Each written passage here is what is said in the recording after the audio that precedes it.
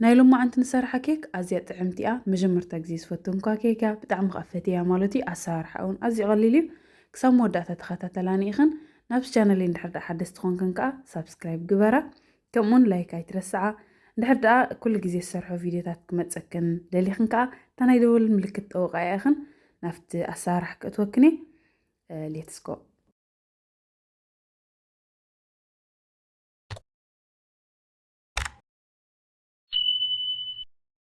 مجمرتا زتقملو استريا زلخن بشكوتي 200 غراميا زاتريا زلخن فرق قمطي لي لخو بحفشا 600 غرام تطقيم لخو نزي حجي كطحني ماشين غيره دحر متحنقا قمطي لنا خمي غيرنا خم نسرحو بزياده دار انا خن كيدينا مجمرتا كن كم زغبلكن صنحخو قمطي لنا كله ابزي ادالي مالتي بيدي ادق ابلخا ابزاتريا زلخن ماشين غيره خطحني مالتي اندحر داني ماشين زي بلكن تخوينو بز ماينسوتي اللي بكير غيركن أب قفح دبل النبرات جيركن تحنا أدخلايهن بزح كبيرة يكونن سلازي بخمز ملكة تحنا يدال والله كم سريع دلخن تحنا أداليو أبزي ناي مسنكة ناي كيك أخو قمت لعي إذا ناي كيك ورقة تقيمة كمون بتقسم جيرة كحزة لي مثلا تقسم جيرة يقاب اللخن كله مغنياتون دحر دعني تزي زخنا نجر ويزيت ويك زخنا غبأ تزي جرنالو ويك ورقة تزي تقيمنا كحس لزغل ወይ ወረቀት ወይ ድማ ጠስሚ ጌርክን ክትቀበኦ ትኽእል ኢኽን ጠስሚ ዘይብልና ተኾይኑ ከዓ ብዘይቲ ማለት እዩ ስለዚ ብከምዚ መልክዕ ገይረ ቀቢአ ኣዳልየ ኣለኹ ማለት እዩ ቅድሚ ዝኾነ ነገር ምግባረይ እቲ ወረቀት ከዓ መቐስ ገይረ ከኣልየ እዝናይ ብታሕቲ ደሎ ማለት እዩ እንድሕር ተደሊኽን እውን ብወረቀት ጥራይ ተጠቒምክን ዝኾነ ቅብኣት ከይልኸኽን ወረቀት ጥራይ እውን ክትጥቀማ ትኽእላ ኢኽን ኣብዚ ወሰኑ ማለት እዩ ዝለኸዮ ዘለኹ ስለዚ ብከምዚ መልክዕ ገይርና እታ መሰንከቲ ሬድ ንገብራ ቅድሚ ዝኾነ ምግባሪ ኣዳልያ ኣፍቲ ኤዲት ምግባሪ ኣብ ማእኸል ይእትየ ደለኹ እምበር ቅድሚ ዝኾነ ነገር ምድላው ከምዚ ገይረ ቀቢአ ኣዳልያ ፀኒሐ ስለዚ ድሉው ኮይኑ መተን ክፀንሓልና ከምኡ ጌርና ተዳለናዮ ፅቡቕ ክብራት ኣሕዋተይ ተወሳኺ ከም ክሬም ዝጥቀመሉ ከዓ እዚ ንሪኦ ዘለና ክቫክ ማለት እዩ ንዕኡ እውን ክውስኸሉ እየ ካልእ ብላዕሊ ኣቐዲመ ግን እዘን ክልተ ክቫክ ወይ ከዓ ኣጅቦ ክልቲአን ክግምጥለን እየ ከምኡን ተወሳኺ ፑዲንግ ክገብረሉ እየ ነዚ እዝትሪኦ ዘለኽን ፑዲንግ ሕሩጭ እዩ እዚ ድሕሪ ምግምጣለይ ከዓ 3 እንቋቑሖ ክገብረ ከምኡን 120 ግራም ሽኮር ተወሳኺ ከዓ ዝመኸኸ ጠስሚ ርግኦን ቁሩብ ክገብረሉ እየ ስለዚ እዚ ጌርና ቫኒላ ክንገብረሉ ኢና ቤኪንግ ፓውደር ክንገብረሉ ኢና እዚ ጌርና ከዓ ኣሰማሚዕና ከም ክሬም ክንሃርሞ ኢና ማለት እዩ ቅድሚ ነዚ ምህራመይ ግን ነቲ ኣቐድማ ብለ ዘዳልኹ ብሽኮቲ ቁሩብ ጠስሚ ዝመኸኸ ተጠቒመ መጀመርታ ክሰማምዐ እየ ማለት እዩ መተን ቁሩብ ትርክስ ክብለልና ብከምዚ መልክዕ ጌርና ጠስሚ ተጠቒምና ከነወሃህዶ ኢና ምክንያቱ ልክዕ ከም ሕሩጭ ስለዝኾነ መተን ክተሓሓዝ ጠስሚ ክንገብረሉ ኣለና ስለዚ ጠስሚ ድሕሪ ምግባረይ ከም ዝትሪኦ ዘለኽን ኩባያ ተጠቒመ እዚ ናይ መዐቀን ንጥቀመሉ ኩባያ ማለት እዩ ብኡ ገይረ ቅርፂ የውፅኣሉ ኣለኹ መተን ፅቡቕ ኮይኑ ድሕር ክወፀልና ከምዚ ጌርና ፅቡቕ ጌርና ነስፍሖ ማለት እዩ ኣብ ኩሉ ነባፅሖ ርቕቕ ዝበለ ወይ ከዓ ረጒድ ከይከውን ኣመዓራሪና ብከምዚ መልክዕ ነዳልዎ ድሕሪ እዚ ምግባርና እቲ ኦቭን ቁሩብ ረሲኑ ስለ ዝፀንሕ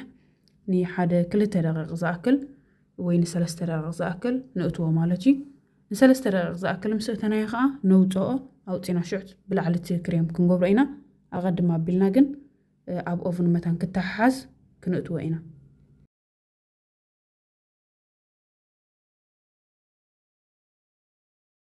حج نبزه كريم مهرم تملي سلخو جن أبزي أي غريتها حتى كندلي أقاطعمي إديت نجور كتقاري تني السخان تايو جو قربتي كمون بيكنج باودر توسخ فانيلا جيروليس لذي استتغيم اللخ لكن سلزة لخ إبرخاتي كنت عمعتي زاكي كزي أفتنا يا أخن فلاك أقدام سنبت كون كلن قرص بنكون كن خليب تعمي قليل السرارحو أزيون تعمي بعلها تجبرو نجار كل جزء تبقى مالتين تاين إتي خالص لا تفلت ድሕር ሽኮር ደይት ፈትወት ኾንክን ኣብ ሕዳ ቢልክን ክትገብራ ትኽእላ ኢኽን ማለት እቲ ዝደለኸዮ ነገርስ ባዕልኻ ክትሰርሖ ከለኻ እንታይ እውን ይእቲኻሉ ስለትፈልጥ ንጥዕና እውን ኩሉ ፅቡቕ እዩ ማለት እዩ ባዕልኻ ትገብሮ ነገር ስለዚ ብሩኻተይ ብከምዚ መልክዕ ገይረ እቲ ክሬም ሰዳልኽዎ እዚ ከዓ ን3 ደቂቕ ዝኣክል ከምቲ ኣቐዲመ ዝሓበርክኹን ኣብ ኦቭን ኣፅኒሐዮ ድሕሪ ምውፅአይ ከዓ እዚ ክሬም ብላዕሊ ይግምጥሎ ኣለኹ ማለት እዩ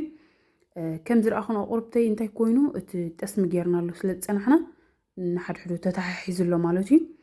ስለዚ እዚ ክሬም ስለ ዝንፋሕ ምስ በሰለ ክበስል ከሎ ስለ ዝንፋሕ ሶሪ እንታይ ይኸውን እዩ ይመልኦ እዩ ንኩሉ ብከምኡ ምክንያት ዓንቲ ወይ ኣቀዲመ በቲ ኩባያ ገይረ ነቲ ሕሩጭ ናይ ብሽኮቲ ወሰን ወሰን ከም ዝበፅሕ ገይረ ማለት እዩ ስለዚ ብከምዚ መልክዕ ገይረ እቲ ክሬም ገምጢለ ከዓ ኣሰማሚዐ ከምዚኣ ገይረ ዳልያ ኣለኹ ን4 ደቂቕ ዝኣክል ኣብ ኦቨን ብ200 ገይረ ከብስለ እየ ማለት እዩ ክተብስለ ከለኽን ግን ኣብ ማእኸል ጌርክን ኣብስለ ኢኽን መዳን ከይሓረክን ከዓ እንዳረእኽን ማለት እዩ ስለዚ ብከምዚ መልክዕ ከብስለ እየ እምበር ከም ስርኤ ዘለኽን ድሕሪ 4 ደቂቕ ተራኺብና ኣለና ነዚ ይመስል ኮይኑ ወፂሎ ሕጂ እንታይ ላዕሉ ቁርብተይ ዝሓረር ይመስል ኣሎ ግን እቲ እንታሽሙ ከም ዝረኣኽኖ ሕሩጭ ስለ ዘይተጠቐምና ቢሕቑን ስለ ዘይኮነ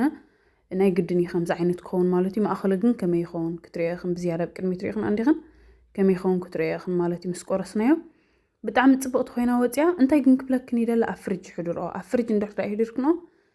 ክነግረክን ኣይክእልኒ ብጣዕሚ ጥዑም ከምኡውን ፅቡቅ እዩ ዝመፅእ ማለት እዩ ኣጋጣሚ ኣነ ግን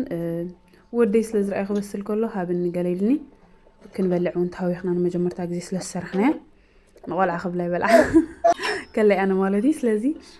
ብከምዚ መልክዕ ገይረ ምስ ኣብሰልክዋ ነዚኣ ትመስል ቆሪስናያ ኬክና ከም ዝብለክን ኣብ ፍሪጅ ስለዚ ሕደርክዎ ኣነ ሽዑ ንሽዑ ስለ ዝቆረስኮ ንምቁራስ ኣቅርባ ሸጊራትኒ ብዝኾነ ግን